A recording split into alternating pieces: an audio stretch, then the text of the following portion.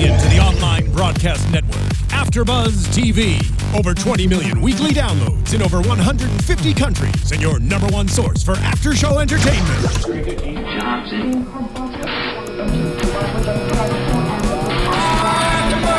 AfterBuzz TV, the destination for TV superfans. Producing aftershows for over 300 of your favorite TV shows. Interviewing celebrities and showrunners. And bringing you behind-the-scenes exclusives. All thanks to E! Entertainment's Maria Menounos, producer Kevin Undergaro, and internet leader Akamai. Now, let the buzz begin! Hey there, agents. Welcome back to Agents of S.H.I.E.L.D. at AfterBuzz TV. We're here to talk to you from the after show about the episode Maveth.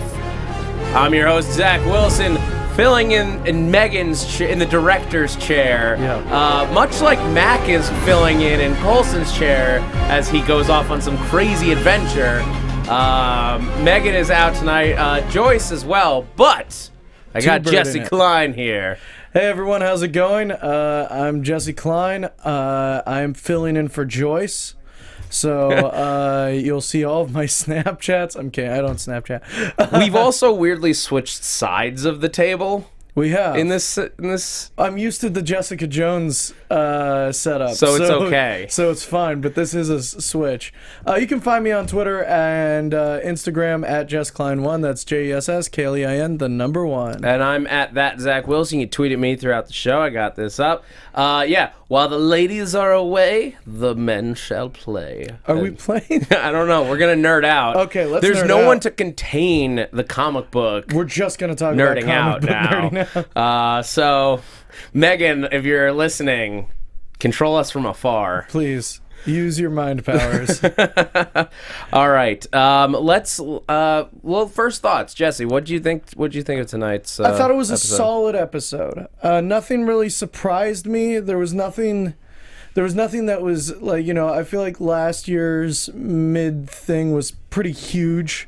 There was a lot of death on the line and possible death and like weird stuff going on. So I thought it was a very solid episode. I thought it was very safe. I thought we got some really interesting stuff set up for the next the next part of the season.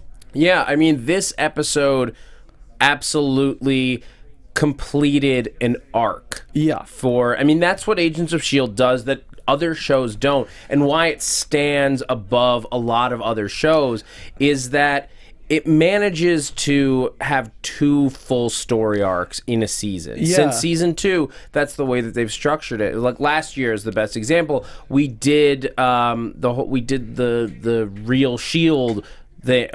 thing, and we did the Inhumans, and they never really, while they intertwined with each other, they weren't going at the same time. Yeah, and I think that's why the show's so satisfying, is it brings up a lot of questions, and like unlike other shows, it answers most of the questions. Yeah. Like we get satisfying conclusions to story arcs in a pretty consistent way, which a lot of shows, it takes forever to get anything satisfying out of their story arcs. And I think that's why the show keeps like people coming back. Yeah, and we've got a lot of stuff. Yeah, a lot of stuff to discuss, a lot of theories to discuss. Angel Marie in the chat room, she's ahead of us. Yeah, because she says, "Who screamed hive first, Jesse or Zach?" And it was Jesse. Yeah, it was me. Master Hydra. Yeah. Well. I mean, when we get to it, but yeah, we'll get to it. We'll get to it. Let's start off like where we kicked off the episode with Fitz and Ward on Maveth. Yeah, traipsing along through the barren planet. Yeah, I really liked the character development we got out of both of them. Fitz was awesome this episode. He was straight up. He goes for Ward's gun. Yeah. He was that was a ballsy move for Fitz. Yeah, Fitz was really cool this episode. It seemed like in the last episode, it seemed like he kind of volunteered himself without any plan or anything like that. And really, he was in there and he had like plans on top of plans. Like he was going there for Will. He knew where Will was. like he jumped into Will's chamber like without them being able to stop him, like all of that kind of stuff. Like Fitz really seemed on top of it this episode, which was really cool to see. Ward it took like this weird character turn, which I wasn't really suspecting. I guess when we saw that like crazy Hydra statue, it turned him a little bit, and like he had this purpose now. Yeah, let's talk about that. The sculpture, the statue. Yeah. There's a lot that implies. Yeah. Let's dig into, I guess, the planet. While we talk about that, like the planet and Ward, because just I feel like they go hand in hand. So this planet that is now barren, for all, like with a few weird plant creatures that you can eat. Yeah. The beast, whatever you want to call it, death, it. Yeah, the thing that is. I don't know what to call it. Whatever. Yeah, hive. If you want to call it hive. Yeah. Yeah. I hesitate to be too presumptuous, but not so. It has not had. It once had 9 cities. Yes. That they destroyed themselves. There are ruins of cities, and there's also this ruin of the Hydra symbol. Yeah, which I got chills when I saw that. Yeah, I was like, what is going on? I mean, that's the thing. Like, as much as we might know comic book lore and like histories and stuff, this is it's not. There's no precedent for it. Yeah, precedent. which is great as a comic book fan. Yeah. I love seeing new stuff. This feels like it fits while it. Simmons. God damn it. I heard it and then I was just like, oh, he's going to do something. Yep. It fits in this world, but it doesn't feel like they're reaching. No. And I mean, the implications, I mean, we know Red Skull was looking for any leg up he could get when he was using Hydra and like creating Hydra in World War II. We know he was using that and looking for alien technology and any sort of technology he could get to. So presumably, he found this planet. Like, I mean, even before that, there was a Hydra around. Yeah. And like, the symbol must have come. Like, the goat head symbol must have come from someone seeing that Hydra statue. Yeah, I think. Well, yeah, because I don't think Hydra. I guess it's sort of like it hid itself and then it like worked its way back. Yeah.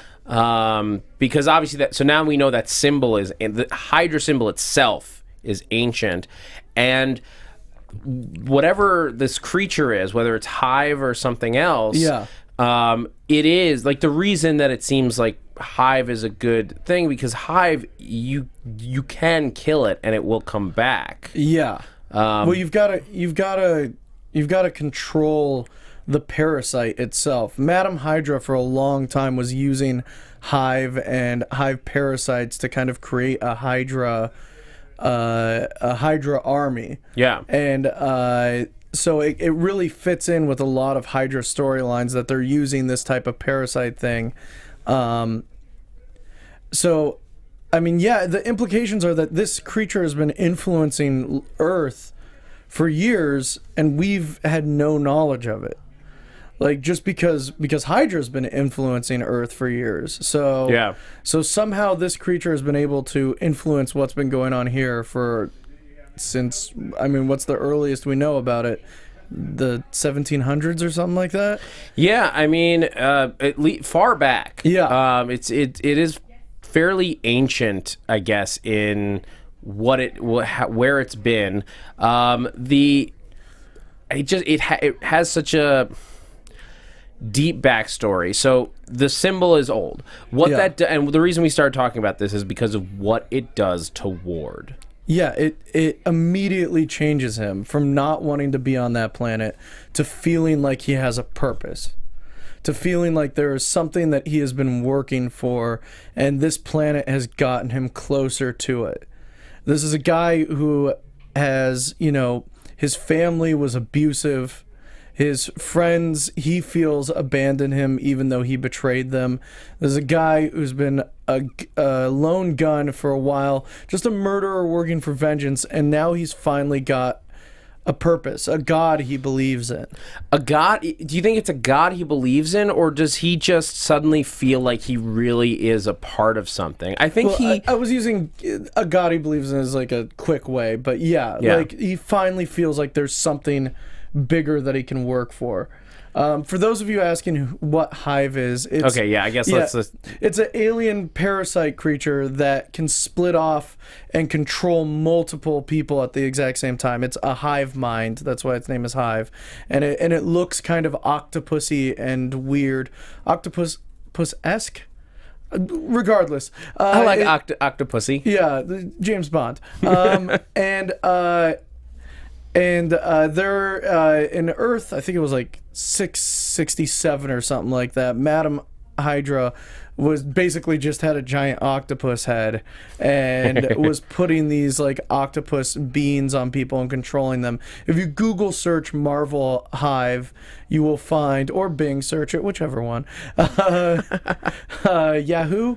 Ask Jeeves. Ask Jeeves. Ask Jarvis. Ask Jarvis. You will see a lot of pictures. It's pretty easy to find out. It's creepy looking. If the creature itself looks like the Hydra symbol, if it's like a skull with a bunch of weird, because we saw one tentacle come out of it. If it's a skull with a bunch of weird tentacles, that is the scariest creature that this show has ever put forth. I think that is really what I think that's what they're building towards with that ancient, with that buried symbol. Like, that's a statue. That's a monument to whatever this creature is. And if it is if it is a hive mind that is a parasite, you cut off one head and it will infect two people in its place. Exactly. That's how a parasite works. So that's Hydra. This is Hydra manifested in a single being, and it fits with Hive. Yeah. But I think what I liked about the way they played it with Ward is that it's not just that he found like something to worship, but like I think even inside Hydra, he's sort of he goes into it in this episode. Why am I here? Yeah, he's asking. He's having a midlife crisis. Yeah, sure. He's just ended up being not a midlife crisis, end of life crisis. Well, like, what's my purpose in life? I don't know what I'm even doing here. Me and Will look very similar. But it's a reasonable thing for anyone to think. It's just like, what is your purpose to be on this earth? And I think because of like everything he did with S.H.I.E.L.D. and then everything he built towards in Hydra failing and seeing the collapse of Hydra, and then really everything he'd ever done in his life was for nothing. Regardless of whether it was good or bad, it didn't amount to anything. It failed. Even the last episode, seeing that his brother wasn't thankful to him for killing his parents and stuff like that. Like all of that stuff wasn't working. I mean, it brings up the question, is Ward anymore? By the end of this.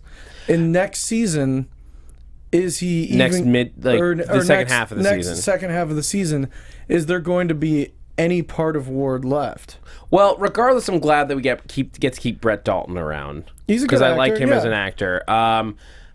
As for whether or not it is Ward, so whatever this creature is, it takes over the body. That's why Will's leg, and that was a great reveal. Oh, such a cool reveal.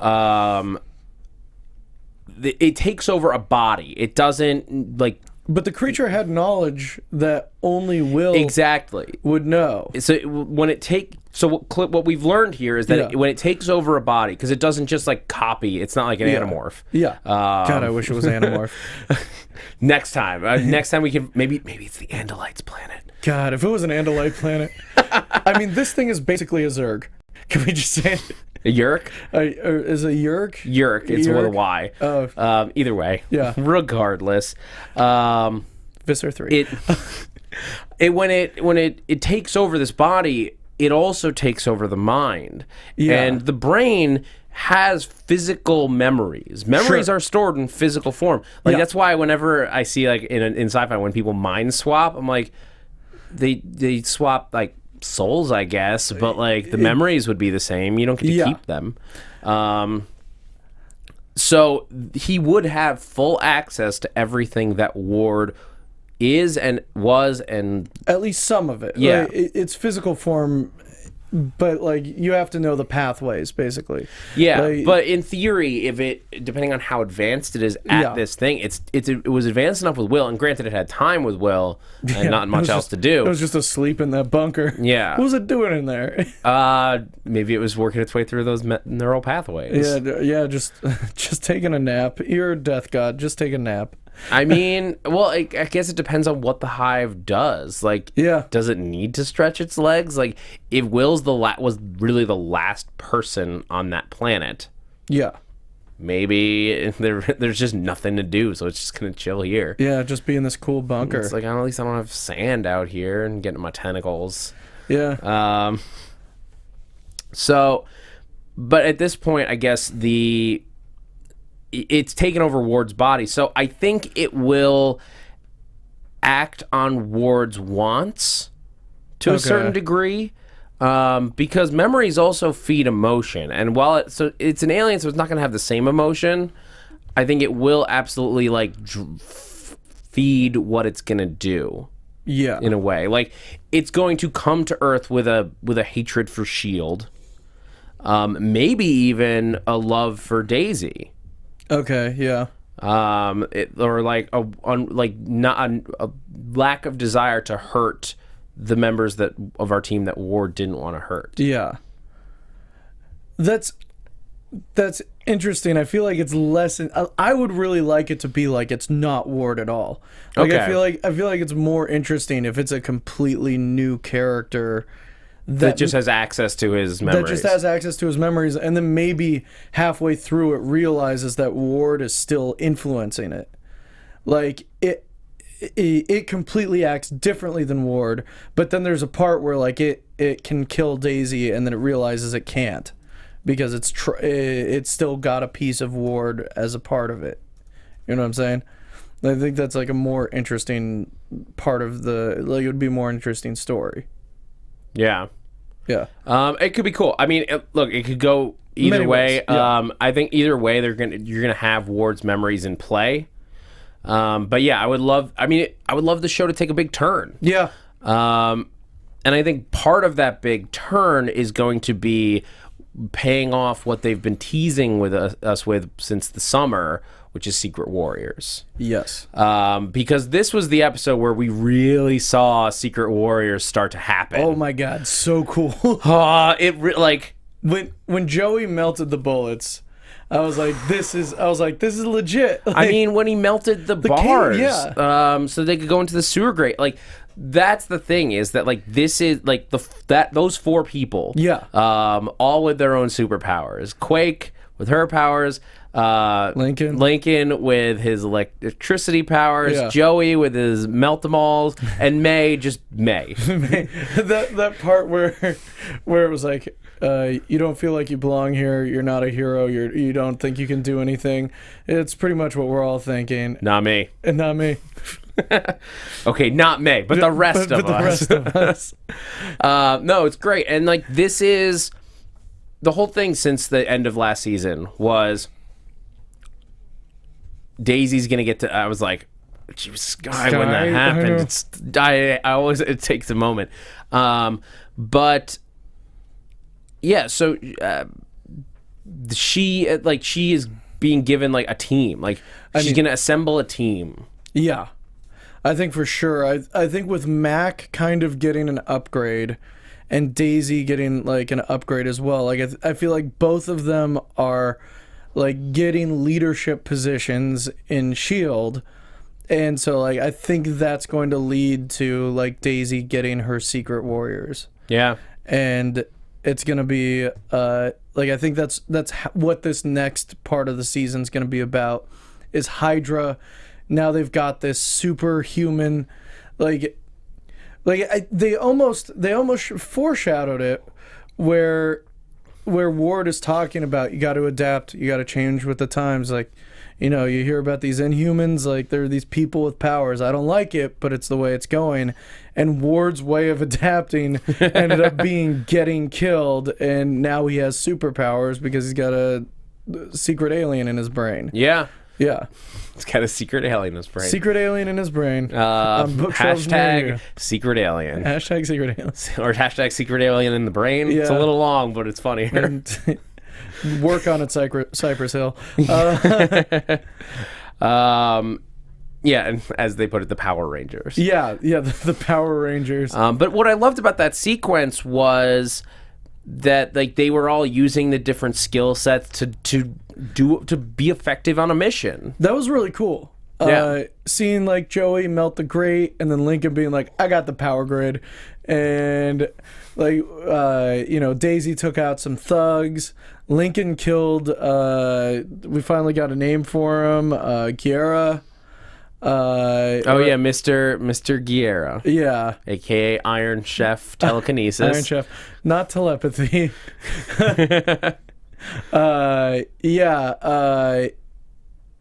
I think it was all really satisfying to see that. I think we could have used like more Joey earlier on, just because it felt like he kind of came out of nowhere these last 2 episodes. But other than that, it's been really cool kind of seeing them build to this moment with the Secret Warriors. Yeah. I mean, that's what we've been dying for since we got the reveal of Quake. Yeah. Ever since we knew it was Quake. First it was like, we need those gloves. And then it was like, then we need some Secret Warriors. And we definitely need we need Ares and his son, Phobos, to be a part of this world. Yes. Somebody get Phobos in here. You know, with this team, this is a good point that Charlie Barajas makes. Yeah. Joey is confirmed as the first homosexual superhero in the Marvel universe. As far as TV universe. Was there someone in or in the comic books? Not in the sorry, in the MCU. Yes. In the MCU. Yeah, for sure. Yeah, and that's cool because they're spotlighting him. He is not. At first, we thought he would just be like an interesting one-off character that would sort of sit around, and then we might lose, or he could just be in the background. But no, he's clearly he's becoming part of the gang. Yeah. And that, I mean, I like his character so far. Me too. And that's the thing about Marvel, is that they've always been very forward as far as kind of inclusive with the other. You know, X-Men originally we were talking about this with Jessica Jones, but X-Men was originally kind of a parallel for race relations. You know, Professor X kind of paralleled a lot of what Martin Luther King believed in, and Magneto paralleled a little bit of what like Malcolm X represented. And as X-Men have evolved, so has our country, at least a little bit, and they've become a parallel for gay and bi and whatever you want to call it. There's so many, like, I don't want to misspeak on whatever, like LGBT, the rest of it. They've kind of become that parallel, and I think Marvel, I mean, let's see, Iceman is gay. One of them. Past Iceman is gay. Hulkling, Wiccan. There are a lot of... I mean, the MCU, the Marvel comics have always been good about driving forward the minorities and giving them stories to, like, giving words and stories to the people who don't usually get stories. And it's good to see that I don't think we need to go on about this, but like, it's good to see that the Marvel Cinematic Universe is doing the same. Yeah. That's the thing. This is becoming. I recently had to talk to people about like what is the best like comic book show. And Agents of S.H.I.E.L.D. There are shows that may have better quality in terms of like things like cinematography, directing, even writing in some cases within the Marvel universe. But S.H.I.E.L.D. to me is the most comic book true to comic books show. Not true to a specific book, but like this is watching a comic book on my television It set. very much is. And the voice of this show matches the voice that Marvel is kind of going for right now. Yeah. And it's very easy. Like, I think if you are a S.H.I.E.L.D. watcher, and you're like, oh, I would like to read comic books, I think it's an easy transition into that. And if you're a comic book person, you're like, oh man, should I watch S.H.I.E.L.D.? It's easy to why aren't you watching S.H.I.E.L.D.? But also, it's easy to transition into that. Yeah. But one thing on Joey. I mean, to sum up, Joey is a good character. I'm looking forward to it. Ivan Soto in the chat roll says Joey's code name Melting Point. Yeah. Good or bad? Yeah. Well, I was thinking he could, depending on his power, he could be Metal, which is a character. Although he doesn't have any like melting powers, he just is a metal person, so probably not. Or like Mercury, like these.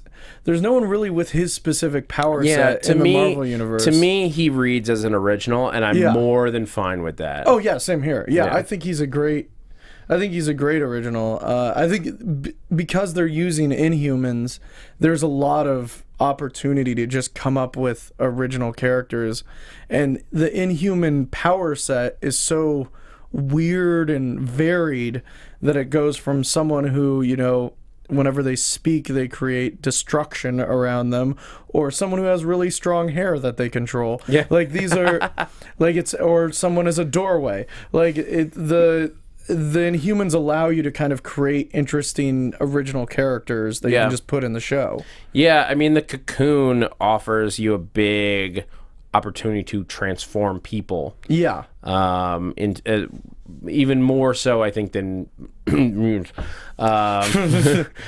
But anyway. But speaking of Inhumans, Lash is back. Lash is back. And this was to me one of the things I really liked about this episode. Before we get into like some of the stuff that we sort of felt missed the mark, and we will. But there's one line that just like it fixed Lash. In my mind, because I was concerned about where he was going to go, where this character was building between they built this divide of Andrew and Lash as two separate people and two separate motivations. Is he good? Is Lash bad? But they cleared it up here with one line of dialogue where he goes, and we may disagree about the Inhumans, but we both hate Hydra. Yeah. Fantastic. Done. Andrew, in Andrew form, still feels the same way that Inhumans should die. Yeah, and also May even said was like, Andrew, Lash, I don't even know if there's a difference anymore. So for me, that's it. Solid. Lash wants to kill Inhumans and clearly does not care about whether or not they're a threat or not or anything like that. Went into these containment units and just straight up murdered them. Yeah. Like, cold blood, body parts everywhere. It was really gross and slimy, and like a really good way to kind of set up the horror aspects of Lash. I think it's interesting. I'm interested to see where he goes further on. But if Hydra is Hive, it makes sense, because the entire time I was thinking, like, why are the Inhumans just going to follow whatever this creature is that comes out of the portal?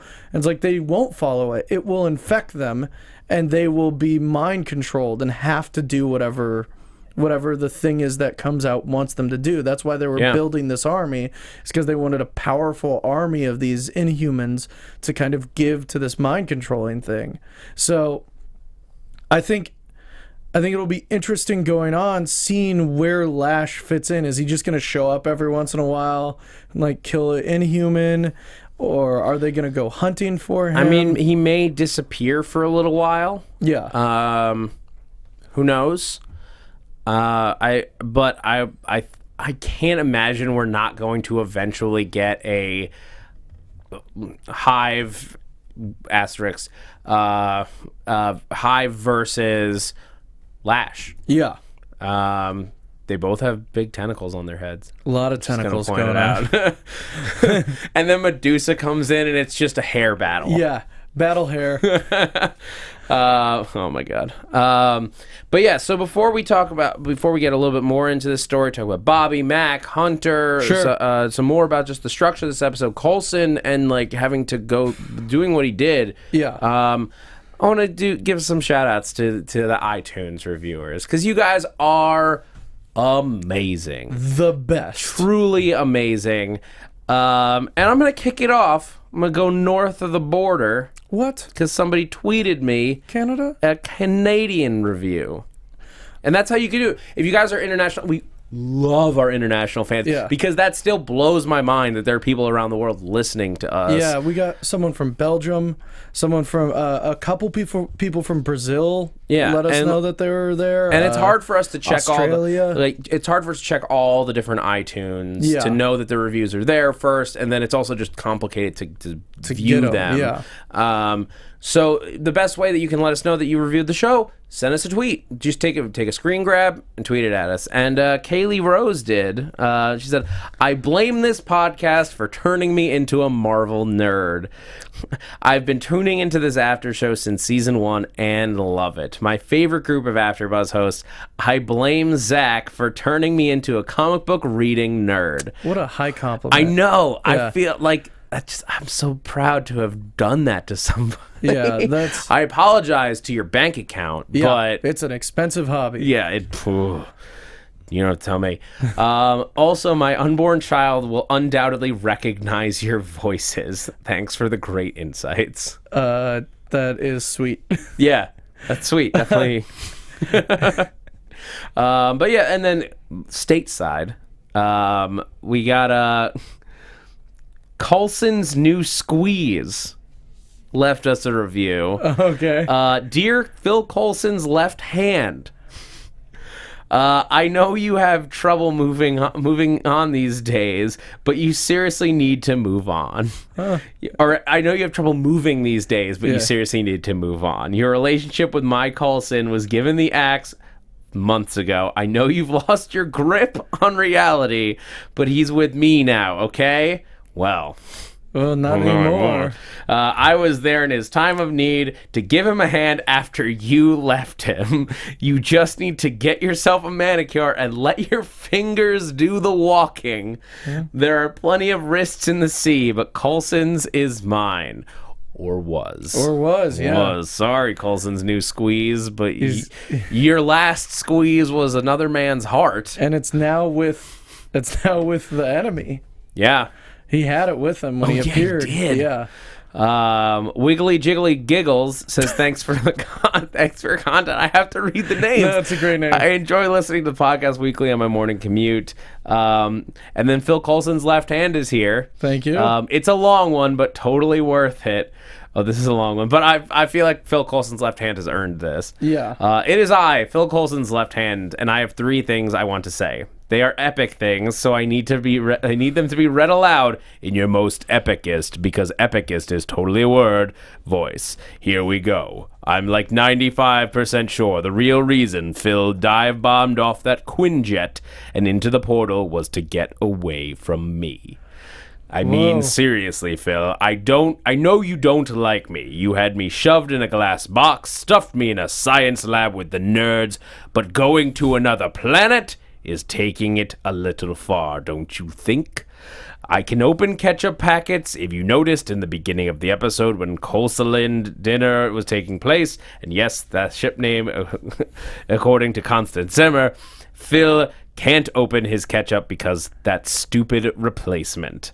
Well, this is just a public service announcement. I can open ketchup packets. And this is the real kicker. Phil Coulson's prosthetic hand or his new squeeze. Yeah.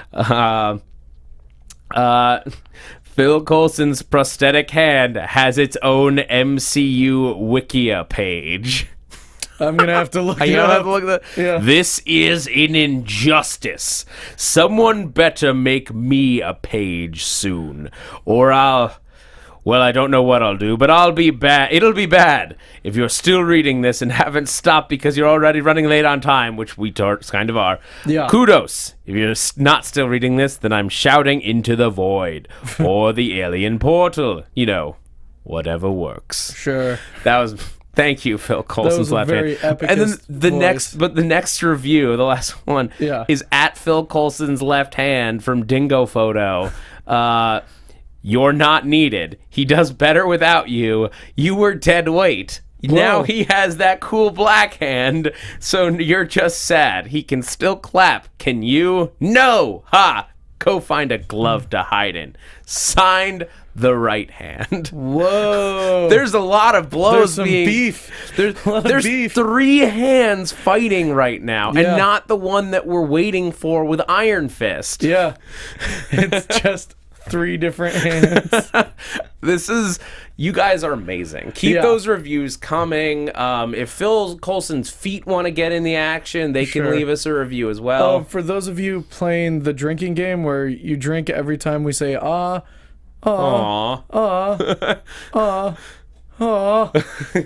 All right, you're welcome. It's cruel. All right, so let's get back in before we run out of time.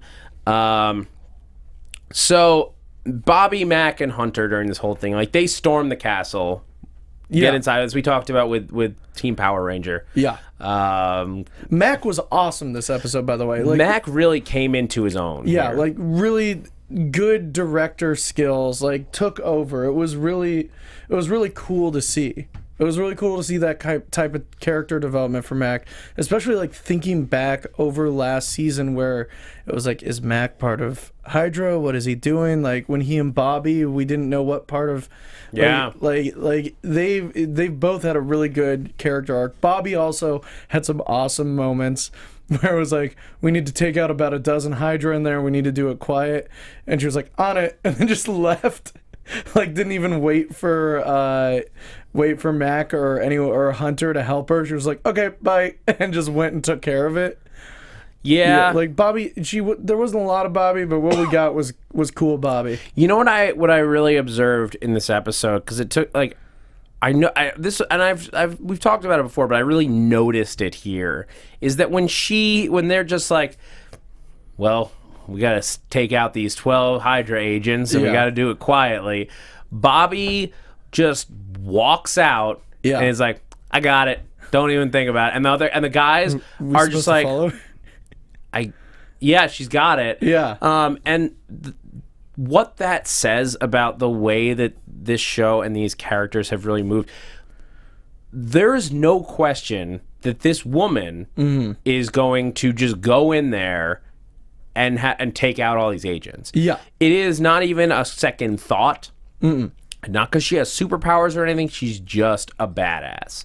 And I think that says a lot about the way they've written her character, how strong she is. We've seen her be vulnerable, too. Yeah. We've seen Mockingbird in very vulnerable positions. We've seen her tortured. We've seen her dealing with the torture after the fact. Broken and from struggling. it. Yeah. But even with that information, it never feels like she is ever weak. Yeah. And in this moment, there's just like, she's got it. Yeah, I think we've talked about it already, but I think that's why this show works well, is like, it's got 2 Asian characters as leads. It's got African American. It's now got a gay guy who's going to be part of the show, but it never feels like, like Burger King Kids, where it's like, we've got a kid in a wheelchair, we've got a black kid, we've got a redhead. Like it never feels like they're like forcing it on us, or like any of those like commercials where it's like, look how diverse everything is. Like, this is just a secret agent group, and yes, a lot of them happen to be women. Some of them are minorities. No one's gonna go out and talk about it or like point it out. It just is, and that's it, and it's not like thrown in your face. And because of that, it's extremely progressive, because instead of it being like, look how good we are, it's just like, you know what we're gonna do? We're gonna just do stories where these people kick ass, and there's gonna be a squid monster in a dead guy's brain, and people are gonna be going through portals. There's gonna be a Tatooine reference that both of us laughed way too hard at. Yeah, we kind of got looks from the people around us, like, why are these guys? Why are these guys standing Because and there was a laughing? Star Wars reference, you guys. Yeah. Speaking of the Tatooine thing, Coulson. Wait, we got to talk about the... Well, we'll come back to the end. Okay. Let's talk about Coulson first. Roz, heartbreaking. Hallucinating Roz, and then waking up next to a skull. Yeah. That's the worst switcheroo. Yeah. It's rough. Yeah. It's rough to watch, but it's also a reminder of Coulson, just what he's dealing with. Yeah. Although Coulson's storyline, I think, is where we both had some issues with this episode. Yeah. And I don't want to be too negative, but I want to make sure that we address this, because this show is for the most part so spot on with like character motivations, and never feeling like they're holding back.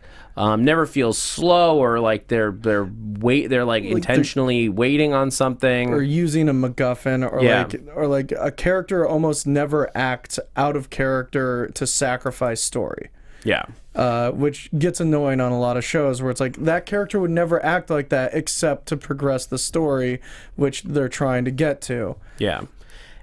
But Coulson did that in this episode when he didn't shoot Ward. It felt like by the time that they got to the spot that they were at where he did kill Ward, it felt like he could have killed Ward a long time ago. He was using Ward to track Fitz and find Fitz. Coulson sees Fitz on his viewfinder. Done. Now you don't need Ward anymore. Like the reason that I say even before that, though, is that Coulson was in such a rage, and maybe getting knocked unconscious sort of calmed him down. Yeah. But he was in such a rage to the point of jumping out of an airplane, or jumping out of a helicarrier, a Quinjet. Yeah, Quinjet. I'm like, he's not jumping out of a helicarrier, but he jumped out of a Quinjet through a a portal. With like little plans. Yeah. Yeah. And so I'm willing to grant that knocking him unconscious calmed him down to the point where he's not just going to run up and the first chance he gets shoot him in the face. Yeah. But I was surprised that he didn't. As was I. I thought that would have been actually amazing if Ward's death was unceremonial, or unceremonious. Like there was nothing, like it was just like he got killed like a random like Hydra agent did. Yeah. I thought that would have been huge if it was just like, oh yeah, you're dead too. Yeah. And I mean, but as the story progressed, Grant Ward did die. Whatever happens to the Grant Ward body is a different story, but Grant Ward is dead. Yeah. I don't think they're gonna. This show's too smart to like pull some reviving him nonsense. Brett Dalton will be around for a while. Yeah, but Grant Ward, as we know him, is gone. Yes. He got his chest compressed, just crushed. Yeah, I mean, like when he's on the ground, I kind of expected Coulson to just leave him there. I thought leaving him there was also going to be the thing that happens. And then it was going to be Ward like either getting taken over by death, like as the sacrifice, like with a similar result, but like this. So they could have had the same result without this dark moment, but I liked it from Coulson. I like the dark moment from Coulson too. I think I like that the show kind of reminds us that these people are super spies, and that for them, killing is a much more, like, a more natural option than it would be for other characters in other shows. Like, part of their job is they have to kill people. Yeah. And I think that was a good reminder. And that Coulson also is not necessarily, like, the most light character. You know, like, there's darkness to him as well. Yeah, and I like that. And this is, we don't get a lot of that from him, though. He's been a light character for most of this series. Even when he's going a little nuts, he's still positive. Yeah. He's still a positive character. This was a big negative move. He murdered someone not in cold blood necessarily, but like he killed an unarmed man at that point. Yeah, who was until then like his prisoner for the most part. Yeah. And like knocked out, like could have just left him, which I thought he was gonna do. Coulson's hand is in the chat. What? Apparently, Coulson's hand says "very, very, very dead," and it is good that way. Yeah. We don't know which one of the Coulson's hands this is, though. Could be any of the three. Yeah. And here's the other thing that I was confused about. Why did Coulson leave his robotic hand behind? I think it was a symbolic gesture. I think because Roz always kind of gave him guff about it, and would fix his tie for him because he couldn't do it with his robotic hand. I think it was a symbolic gesture. It was him being like, "I'm done with you. Like, it's over. Like, what I needed is done, and it's over." So he took off the left hand, very easily, by the way. He just popped it off. Well, I mean, they established that he can do that. Yeah. Well, the reason I'm like, but why would you leave your hand, is because they didn't know that the team was going to be able to have taken over the castle. They're optimistic. Yeah.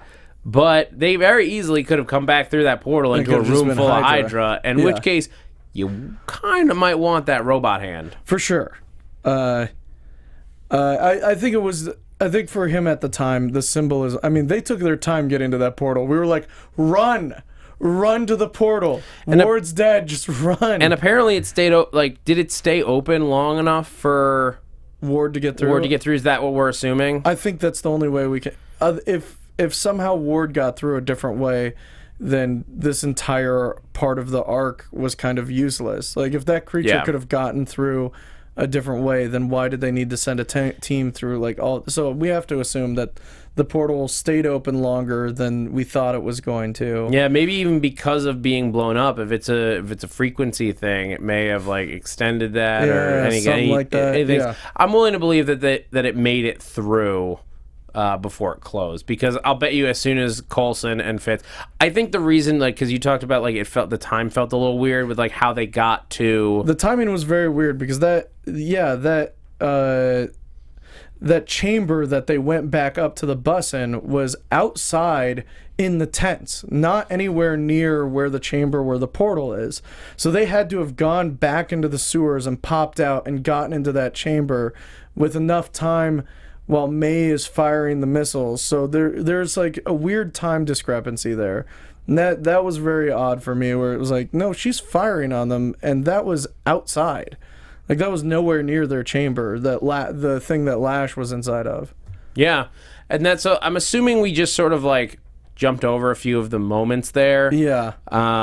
Just for timing, probably. Yeah, just for editing's sake. I mean, it was already it was the full hour. So I think they ran out of there, and in that time, because they probably just ran, didn't look back.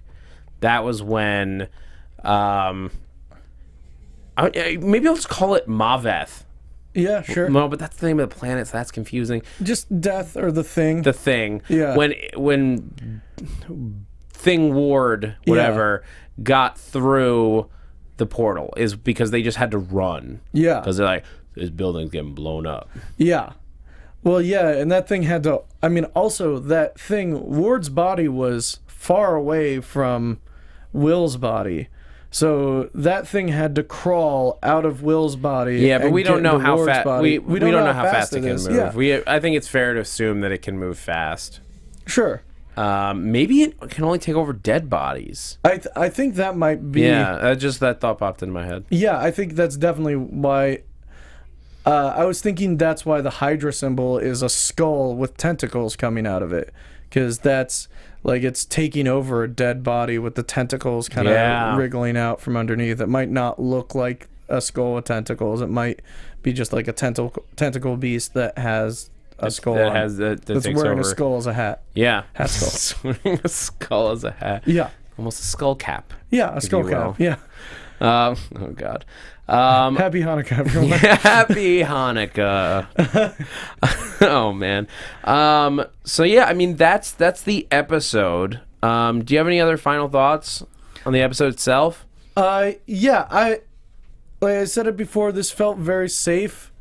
I'm excited for where it can go. I'm excited about the new warrior, or the Secret Warriors, not new warriors.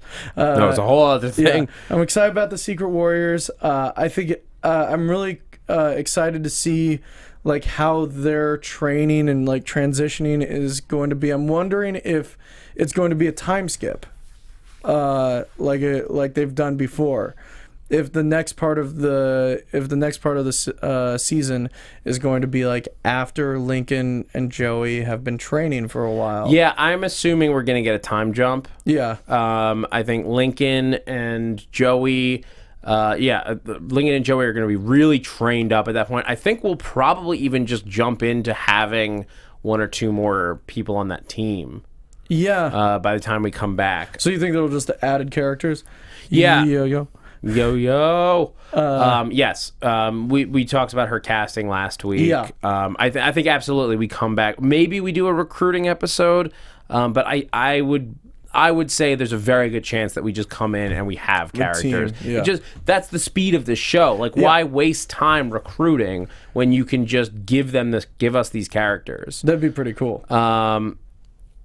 The way that the episode ended with everyone getting reunited, everyone's gonna be in like a bit of a darker place. Yeah. With we saw May and Coulson, so the Phil Linda fans are going nuts. A lot of hugs at the end of this episode. And one sensual kiss. One very sensual nose-rubbing kiss. Yeah. By Daisy and Lincoln.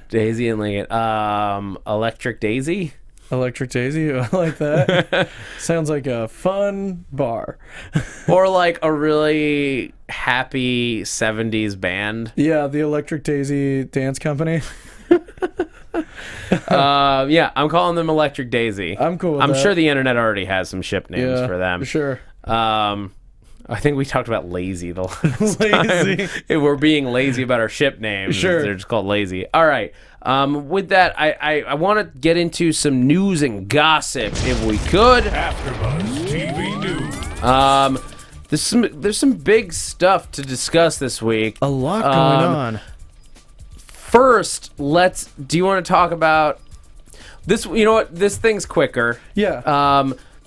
Because people in the chat room were saying, like, I wonder what is going to what of S.H.I.E.L.D. is going to tie into Civil War, because that's going to be the big half of this half season. Yeah. Is going to be building towards Civil War, and that's why Secret Wars, I think, is going to be a big thing. We know that Civil War is going to have Baron Zemo in it For sure. So now this big Hydra storyline is in play. There's absolutely reason to believe Baron Zemo could be part of whatever Malik and Zombie Ward are up to. Unward. Ooh, Yeah. I like that. Yeah, untoward. Oh God. But people are asking in the chat roll what they're disappointed that we didn't talk more about Fitzsimmons. Well, moving forward, I think for Fitzsimmons, I think there's definitely now room. I think both of them are kind of closer than they were before, and Yeah. I think Simmons legitimately felt like she loved Will, and Fitz and Simmons definitely feel something for each other, so I'm sure there's going to be something that's going to happen between them. Yeah, and more from the chat roll. Static Quake is the show's official name. That's Static not bad. Quake, That's pretty good. not That's pretty bad. good. I kind of like it. But the other thing the chat roll is really talking about is what is going to be the show's influence into Civil War. We know Age of Ultron played played this really sly but big part where like the movie wasn't directly affected, and we've talked about before about the complications of TV characters going into a film role, but all of that aside, Joe Russo, the director of the Infinity War. One of the co-directors of the Infinity War movies, and director of Winter Soldier, said that he was remarking on the inclusion of the Defenders in Infinity War, and he said that it's complicated, and he said that films are controlled by the group led by Kevin Feige, while the TV shows, including Netflix and ABC, are controlled by a different group, and that they don't necessarily play together as well as we might think. Yeah. And I think that's going back to the complications of the contracts of a TV character going into a movie. Yeah, I think it also comes down to, like, Kevin Feige runs the film. They recently gave him complete control over the film. Yeah. And Ike Perlmutter, who was in charge of both, is now just in charge of TV with Feige in charge of film. Yes. And we also know that Marvel does have like the big like Marvel like MCU like team that meets quite a bit, and I think that'll happen. But again, it's super hard to get a TV character into a movie. Yeah, like it's. I mean, it's Disney, so like I want them to just like, you've got armies of lawyers, like somebody can fill out that paperwork. It's just the contracts are so like figure it out. If Disney. If someone can do it, it's Disney. Yeah, exactly. And like just a little thing. Like, it doesn't need to be big, but like just May being somewhere would be amazing. Or Daisy showing up in Civil War. Yeah, because she's a huge power set. She's part of that Marvel world. Like it would be amazing to see that. And it's hard. It would be hard to believe. As Alvin Kara points out, Jeff Loeb does run TV creatively, but there are other people above him, like Perlmutter being one of them, who has a different level of control and would probably be the one meeting with Feige and saying like, how can we help join these? I'm sure that Jeff Loeb and Kevin Feige get along great because they're both amazing creatives. Yeah, they have to. Yeah. So anyway, other big bit of news. Yeah, we're talking about Iron Fist. Yeah. Guys, I'm tossing to you, man. Iron Fist got announced. You asked me to look it up. I was looking up all of the stuff about Hive. Yeah. Oop. Oh my god. Good thing that cup was empty. Iron Fist got announced. It's coming to Netflix, guys. It's happening. Yeah, it's official. We talked last week about the fact that it was that we had leaks and like everyone confirming, but now they've made it officially official. It's announced they have a showrunner in place in the form of Scott Buck, who was a showrunner on Dexter. Yeah. I've heard some stuff about Disney inquiring with like a bunch of Hong Kong opera and like kung fu like choreographers. Like it looks like Disney's going out and like searching for some really good choreographers for martial arts stuff. And what they said is that it's going to pick up with him in New York after the events in Kunlun where he gets his powers. I imagine we'll get some of it in flashback. We'll get some flashback. But that's where we're going to pick up, and I have to imagine that it's going to be the hand that we saw with Madame Gao and Daredevil coming into play here. It's got to be. It's got to be the hand, guys. It's got to be the hand. I hope that Immortal Weapons bring like that the Immortal Iron Fist story comes into it. If it does, I'll go crazy. If you're looking for an Iron Fist story to get into, the Immortal Iron Fist is the one to get into. It is the best showcase for his powers and his character. It's an amazing read. So that's where you need to spend those Amazon gift cards that your grandma's going to send you for Hanukkah. Yeah. And Christmas, but we're two Jewish guys, so Hanukkah. But yeah, Immortal Iron Fist is where you should start. I am super excited about it. It's gonna be a cheesy, awesome kung fu story. It's gonna be great. It's gonna be so cool. We already laid our predictions out in this episode, so I think we can forego the formal predictions since we didn't have a preview episode or anything. We predicted the whole time, as we always do. That's really all we did. But I'm excited for what we're gonna get in the next half of the season. In the meantime, you can find us talking Jessica Jones tomorrow at 3 p.m. Wednesday. Big thing that we're having, if you've been watching the show, Detective Will Simpson's actor Will Treval will be joining us in studio to talk about episodes 11 and 12 of Jessica Jones on Monday, December 14th at 3 p.m. We're very excited. Super excited to have Will in. And tomorrow we're trying to get Rosemary Rodriguez. Yes. And then also we're going to be doing Agent Carter in the meantime. And that'll be with Emma Fyffe from Jessica Jones. And then also we'll have Megan Salinas will be here as well. We'll be there. We'll be covering all of Agent Carter starting on January 19th. And then we'll be back with Agents of S.H.I.E.L.D. on March 2nd. I want to say. I thought I wrote it down. I think it's March 2nd. Yeah. You guys know when it's coming back, but we'll be back then with it. Until then, if you can't find us all those places, Jesse. You Where can find me you? on Twitter and Instagram at JessKlein1. That's JessKlein, the number 1. And if you live in the Hollywood area, you see me doing live comedy all over the place. Yeah, thank you guys for joining. Thank you for putting up with the two of us tonight. Send Joyce and Megan your love. Until then, you can find me on Twitter and Instagram at @ZachWilson, ThatzachWilson, and a bunch of shows here at AfterBuzz in the meantime that we already talked about a bunch. Guys, I'm Zach Wilson, and thanks for geeking out with us. From executive producers Maria Menounos, Kevin Undergaro, Phil Svitek, and the entire AfterBuzz TV staff, we would like to thank you for listening to the AfterBuzz TV network. To watch or listen to other after shows and post comments or questions, be sure to visit AfterBuzzTV.com. I'm Sir Richard Wentworth, and this has been a presentation of AfterBuzz TV. Buzz you later. The views expressed herein are those of the hosts only and do not necessarily reflect the views of AfterBuzz TV or its owners or principals.